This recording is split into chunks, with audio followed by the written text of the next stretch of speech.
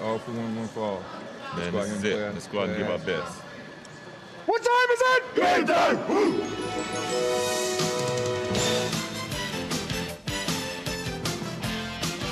This is the NBA on NBC. The 1998 NBA Finals. Tonight, it's Game 6. The Chicago Bulls versus the Utah Jazz. A while ago at the Delta Center, the cast of characters began arriving for Game 6. Karl Malone, fresh off the great 39-point performance on Friday night. Michael Jordan held just 9 of 26 from the floor in Game 5. Antoine Carr, unexpected hero, helping to bring it back to Salt Lake, where John Stockton has family support. Dennis Rodman doesn't prefer Utah, at least it's close to Vegas. Scottie Pippen, whose MVP chances for the final may have been hurt by his 2 of 16 shooting on Friday night.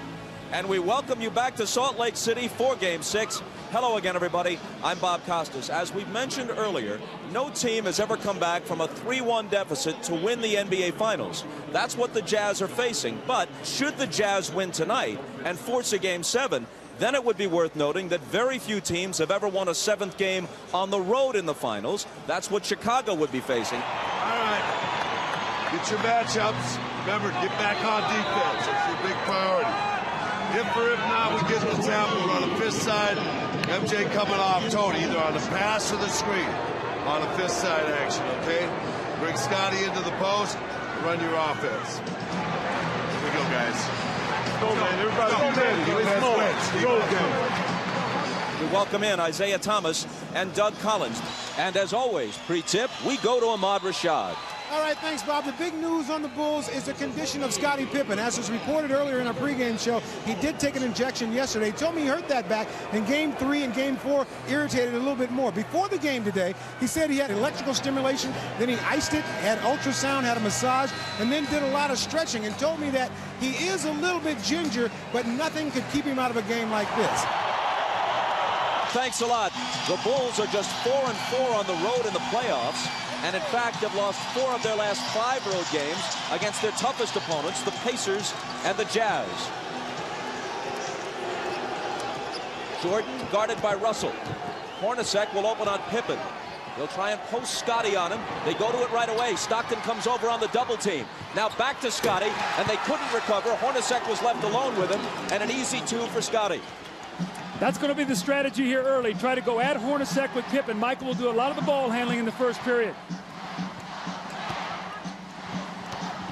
Malone against Longley. Has to give it up, and Jordan is the only guy there.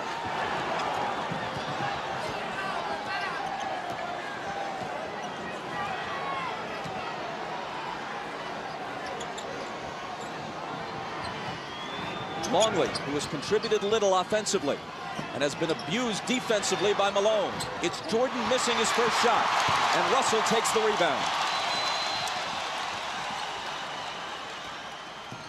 It looks like Scottie Pippen is laboring as he moves up and down the court. Ahmad told you he's suffering from a bad back. Malone hits his first. 17 of 27 in Game 5. As the whole Utah team shot better than 50%. Hooked away. Malone chases it to the side. It'll belong to Chicago.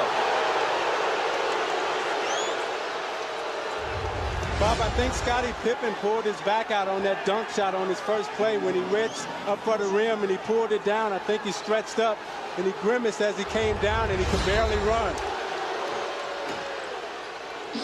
Harper guarded by Stockton. Pippen against Hornacek. Draws the double. Harper's the guy they'd like to leave alone. Kukoc isn't. But this time he misfires. Hornacek lost it to Longley. Now Pippen has it. All alone, Kukoc. The one thing you don't want to do if you're Utah is get into a quick turnover battle here and give them easy points, especially Kukoc. Remember, he loves to get off early in quarters, and then he's a load the rest of the game.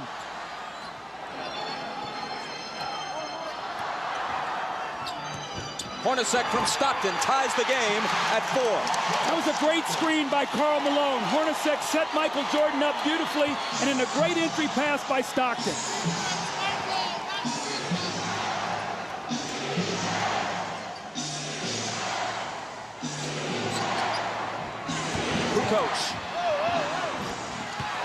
wonder if the Bulls went to Kukoc enough in Game 5. With Jordan and Pippen struggling, Kukoc was on fire but got only 13 shots.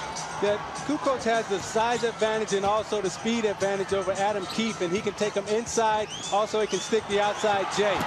Malone got inside of Longley and drew the foul. Now you watch Pippen come across the lane, and as he reaches up to dunk, he pulls his back out, and you see him grimace as he comes up the floor. Let's keep our eye on Scottie Pippen tonight. Let's check in with Ahmad.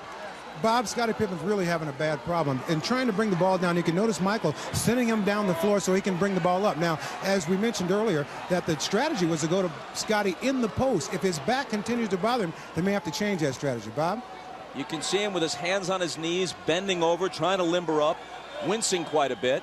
Malone hits the first. Generally, he and the Jazz team have not gone to the free throw line in the finals as often as they did during the regular season and in the earlier playoff rounds. The Bulls have had a big edge at the free throw line. Jim Gray is listening to Jerry Sloan over on the sideline. He says Jerry is already complaining about illegal defense early in the game. Let's see if the next time down the floor the referees hear him once again. Remember, that was something that was big in the United Center. He was able to get the referee's attention. I thought it helped his team. Harper trying to back in on Stockton, and the whistle goes against Utah. It's Stockton's first. See, what Chicago will try to do is put a lot of pressure inside on the post with Harper and Pippen posting up Stockton and Hornacek.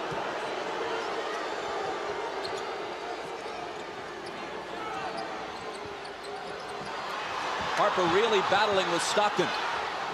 Now he's got it.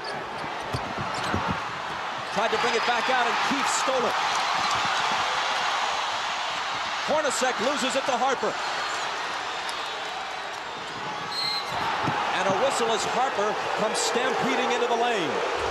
Now, Bob, Scottie Pippen came back and got that steal, but he is really struggling right now. You're going to see him come in from behind, and after he knocks this ball away, he really sort of stands, and I watched him the whole way. He looked over at the bench at Phil Jackson, like saying, I don't feel very good right now. He's standing up straight. That's the first sign of a back injury, when a guy stops bending his knees. A back injury is one of the most crippling of injuries, especially in an athletic context, and I'm not trying